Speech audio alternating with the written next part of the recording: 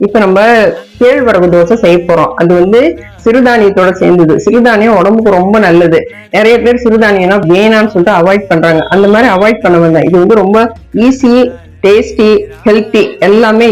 அதனால நீங்க இதை செய்து சாப்பிட்டீங்கன்னா கண்டிப்பா குழந்தைங்க திரும்ப கேட்டு வாங்கி சாப்பிடுவாங்க. 1/4 கப் உளுந்த 2 வாட்டி கழுவிட்டு ஒரு 2 hours ஊற வச்சுக்கோங்க. இப்ப ஊர்ன உளுந்த மிக்சியில போட்டு நம்ம நல்லா அரைக்க போறோம். இப்ப உளுந்து நம்ம நைஸா அரைச்சிட்டோம். இதை வந்து ஒரு பாத்திரத்துல டிரான்ஸ்ஃபர் பண்ண போறோம். பாருங்க, இதை நான் வந்து பாத்திரத்துக்கு டிரான்ஸ்ஃபர் பண்றேன். இப்ப இந்த உளுந்துல 1 கப் கேழ்வரகு மாவை அதுல போட்டுட்டு அதுக்கு தேவையான உப்பை போட்டு மிக்ஸ் பண்ணணும். உப்பு போட்டு கொஞ்சம் தண்ணி ஊற்றி நல்லா தோசை மாவு பார்த்து மிக்ஸ் பண்ணிக்கணும். உப்பு போட்ட மாவை கொஞ்சம் தண்ணி ஊற்றி இந்த மாதிரி தோசை மாவு பார்த்துட்டு மிக்ஸ் பண்ணி வச்சிடணும். இந்த மாவை 6 to 8 மணி நேரம் நல்லா புளிக்க வச்சுட்டு தோசையா ஊற்றணும். நம்ம தோசை மாவு எப்படி ஊத்துறோமோ அதே மாதிரி ஊற்ற வேண்டியதுதான்.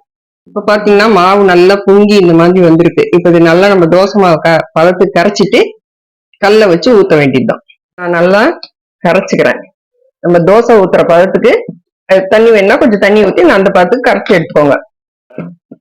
இப்ப தோசை கல்லு காஞ்சிருச்சு. நம்ம தோசை வந்து எடுத்து இதுல ஊத்த வேண்டியதுதான். உங்களுக்கு வேணும்னா மெலிசாவும் ஊத்திக்கலாம். கொஞ்சம் திக்கா ஊத்தினீங்கன்னா லஞ்ச் பாக்ஸ்க்கு குழந்தைங்களுக்கும் அனுப்பலாம்.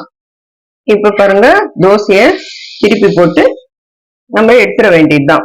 தோசை ரெடி. இதுக்கு வந்து தேங்காய் சட்னி நல்லா டேஸ்டா இருக்கும். வேற சட்னியும் வச்சு சாப்பிடலாம். லஞ்ச் பாக்ஸுக்கு வந்து கொஞ்சம் கனமா ஊத்தி அனுப்பிச்சீங்கன்னா சாஃப்டா இருக்கும், டேஸ்டாவும் இருக்கும். குழந்தைங்க விரும்பி சாப்பிடுவாங்க. ஹெல்த்துக்கு நல்லது.